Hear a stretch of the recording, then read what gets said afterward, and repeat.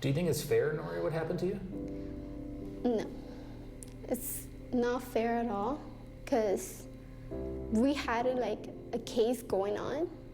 It was not my mom's fault. No, you were trying to do the right thing. Yes. Do you think that they knew that you were an honor student? I don't think so. Do you think that they knew that you were a star runner? No. How about that you were going to go to college? They didn't know anything. And that you wanted to be in fashion? Maybe they didn't care. They were just like, no, we have to just deport them. What's it like when you wake up here? It's not my home. That was 18-year-old honor student, track star, Nori Sante Ramos. We first introduced you to her 2 weeks ago. She spoke there exclusively to our friend Jacob Soboroff about her experience of being deported from Los Angeles, along with her mother, Estela, back to her mom's home country of Guatemala. It's a country she doesn't even know after they fled Guatemala due to threats of gang violence. But since we first brought you that story, there's been a tragic update. Both Estela and Nori say that ICE confiscated Estela's medication when they were both arrested. And without that medication, Estela died shortly after she and Nori arrived back in Guatemala. Jacob Soboroff writes this for MSNBC.com, quote, according to Nori, her mother told her she wasn't feeling well. Quote, we insisted on taking her to a doctor, but she refused. She was too afraid to go out. Hours later, her condition worsened. Estela began vomiting and collapsed. Nori and one of her sisters, who lives in Guatemala and was with them at the time, tried to help, but they had no medicine. Joining our coverage, MSNBC senior national and political correspondent Jacob Soboroff's here, and with me on set, MSNBC political analyst, Princeton University professor Eddie Glad is here. Jacob, how's Nori doing, and tell us what happened. I've been hearing from Nori over the course of the last just about a week since her mom passed away. And as you can imagine, Nicole, it's just awful. When we talk about the consequences of deportation, who's really being deported and why, they had no criminal record, what happens to them, this is what happens or potentially could. And 2 months after being deported with her honor student, track star, ascending senior from Los Angeles, Estela Ramos Baten died at the age of 45 because she didn't have the medication, according to her daughter and her, which is what she told us 2 weeks before her death when we visited them in Guatemala.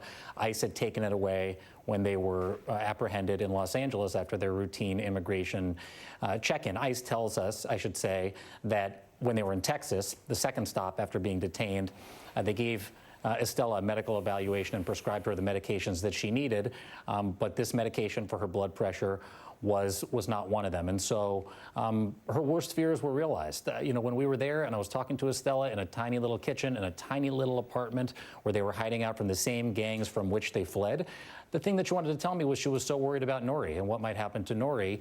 Let me play a little bit of that for you, Nicole. This is Estela before she passed away. Preocupan sentir mal, que usted kuno pues regela más tranquila y en coche estudio, y más tranquila en cole que en estudio y la área también tranquila, pero allí con tu salida que What she said there, Nicole, is what I really want to emphasize. We can't go out because she was terrified that the gangs they ran away from in the first place that brought them to Los Angeles were the same ones that were standing outside their door at any given time. And that's why they didn't go get any medication. That's why they felt unable to get any medication. And even when Nori says her mother got sick, they didn't leave the house until it was too late. Jacob, when you were here at this table and you first brought us the story of Nori and her teacher in Los Angeles who brought the story to you, I said to you, you look more inspired and optimistic than I've seen you in the last 7 months. And this story is one of the saddest. Not that there's any relativity to the operational elements of human cruelty, but I wonder how you're feeling right now. It is sickening. I feel awful to be in touch with Nori and to know that she's there. The family has started a GoFundMe, which you can find, on my social media page or elsewhere. The expenses that they were going to be paying towards their appeal of their immigration case went towards Nori's mother's funeral in the same village that she ran away from after she was beaten by the gang that made Nori so scared at the time that she fainted from fear. And Nori is terrified today. I'm in touch still with her teacher, Darcy White, here in Los Angeles, who has mobilized an incredible community of people to do whatever they can to try to get Nori back here to the United States now that she is alone without her mother in Guatemala. But the facts are what they are. You know, 60% of the people in Los Angeles that were picked up during the height of these raids in the summer, according to Syracuse University, had no criminal records. They were like Nori and Estella. And so we know the one story. We know Nori's story in detail because Darcy White reached out to me, because we went to Guatemala. We were able to be face-to-face with them. But how many other stories like this are there? It's disheartening. But again, you know, I hope that through sharing this, Nori was wearing that same sweatshirt that you're looking at on your screen as she wailed over the coffin of her own mother at the funeral, which was televised on local television, as is custom. And that coffin was draped not just with the Guatemalan flag, Nicole, but the flag of the United States of America. And neither of them were citizens of this country, but this was Nori's home. This was Estella's home. And if there's anything from all this that I want people to understand, is that that is what I have come to believe about Nori and her mother. And by the way, the people that she left behind here, her own, her mother's partner, boyfriend here in Los Angeles said, and I want to make sure I get this exactly right, the stress and the sadness and the deportation is what killed her, you know, not to mention the medical conditions, but she was a nervous wreck, and this is why. I want to bring Eddie in. I have to sneak in a quick break. We'll all be right back on the other side. We're back with Jacob and Eddie. So I don't know if you two know this, but I think of you two as, I mean, Jacob, you're an award-winning journalist. You're lots of other things, but you're also sort of my correspondent of humanity. And Eddie, I feel like when there's something that makes me question what other humans can do to other humans, you're someone I always need at this table. And to watch Nori's story, and Nori's mother's younger than me, to think of a mother leaving her daughter is just at a human level so awful. And I wonder what your thoughts are on how we hang on to our humanity and put it out there at a time when that doesn't feel like a universally held value. Yeah, I mean, that's the question. We've done this so many times together. And, you know, first of all, I just always want to lift up Jacob for foregrounding these stories, for telling us about the human cost of these policy decisions. But I just can't help but feel in my gut that Nori lost her mom. She'll never see her again. She'll never feel her hugs again. She'll never hear her tell her she loves her. She can never tell her, I love you. She will have to grapple for the rest of her life with how her mother died, under what conditions her mother died. And I just keep thinking that, you know, we can talk about this in terms of the policy questions and the politics and the like. It's evil. And the question for us is, will you be complicit in it?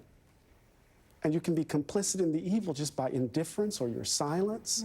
But in the face of that story, particularly for these people who are billboarding their Christian commitments right now, they claim to be warriors for Christ, and they can stand by and let that story just blow by them and justify the policies that produce that outcome. There's something broken at the heart. The soul has been corrupted of the nation, and it's not just simply because of Donald Trump. I've said it before, and I'll say it again. Underneath this is this country. It's us. And you try to hold back the anger and the rage and the tears because that's what they want, right? But damn, she's lost her mom. And I always try to be cognizant when I ask you to say more if you actually want to. So I'll come up with another question because I can't tell in this moment. But I think the piece of it that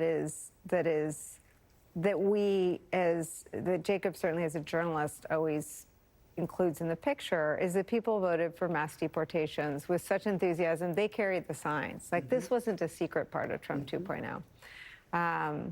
But to me, that was when the train left the station in terms of our human connection being lost. Because any human movement of that many humans was going to result in tragedy. And that became such a celebrated part of our politics in 2024 to the degree that that was the word.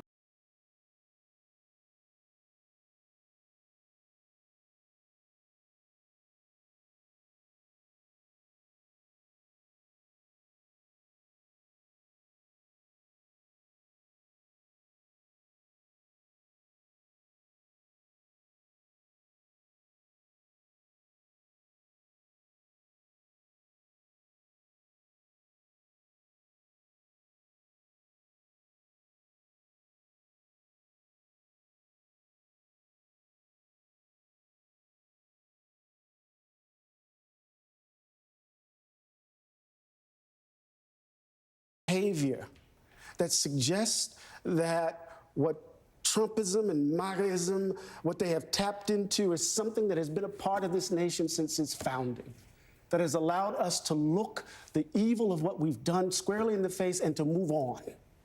And here we are in a moment, and you have to report on it every single day, where this stuff is happening all around us and people are getting on with their lives. And you wonder how. Yeah, I want to put that back to Jacob, because you're in the streets where it's happening. You live in LA, which has been targeted, not just by ICE, but with military as well. How do people, well, at least how are you, and how is your city? How is LA just getting on with it? Everybody's having a hard time. And I think, Nicole, I'm always so grateful to be here with Professor Glaude, too, has so beautifully put this into context, because it made me think, actually, of something that Tom Homan said to me on the second day of the wide-scale immigration raids here in Los Angeles as we stood in that loading dock in LA. He said, someone's going to die during all this. And last week we saw someone die in a confrontation with ICE in Chicago. We've seen Estella die in this circumstance after she was deported to Guatemala with Nori. We talked about how mass deportation is family separation just by another name. But to be honest with you, I hadn't thought of this circumstance. I hadn't thought of a circumstance where a family from LA, a young woman who spent the majority of her life in Los Angeles public schools and excelled in them so much so she was getting ready to go to college to be a fashion designer, was deported with her mom after a routine immigration check-in, gets back to a country that they were terrified to be in and had run away from around a decade before. And the form of family separation that Nori is now facing as now an 18-year-old living in Guatemala is the death of her mother in a country that they fled from, but she never knew. And so, you know, I guess to me, what this all brings up is family separation is more than just at the border, it's more than in the interior. This is another form of family separation. Jacob Soboroff and Eddie Glaude, thank you guys for being here today.